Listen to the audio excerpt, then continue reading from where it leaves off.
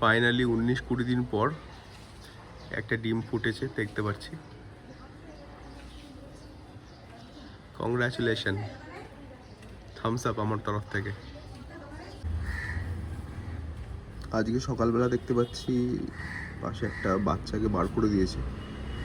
এবার এটা জেনে বুঝে করেছে না এটাই সিস্টেম আমি জানি না, বাট একটু আগে পর্যন্ত নড়ছিল বাচ্চাটা, এখন তো নড়ছেও না। আমার কোনো আইডিয়া নেই এই বিষয়ে। যদি তোমাদের কারোর আইডিয়া থাকে প্লিজ আমায় কমেন্টে একটু সাজেস্ট করো যে আমি কী করবো। বাচ্চাটা কি এখানেই থাকবে না একে সরিয়ে নিচে আমি বাচ্চাটাকে দিয়ে দেবো? আমি একটু টাচ করলাম দেখার জন্য যে বেঁচে আছে কি না, তো সে মুভ করছে, তো বেঁচে আছে। তো আমাকে প্লিজ তোমরা সাজেস্ট করো, আমার আইডিয়া নেই যে আমি কী করবো। বাচ্চাটা কি এখানেই পড়ে থাকবে না মায়ের তলায়, মানে ওর গরম যে ওরা ইয়েটা নেয়, তো এই জায়গাটা মুভ করবো বাচ্চাটাকে? Please suggest me.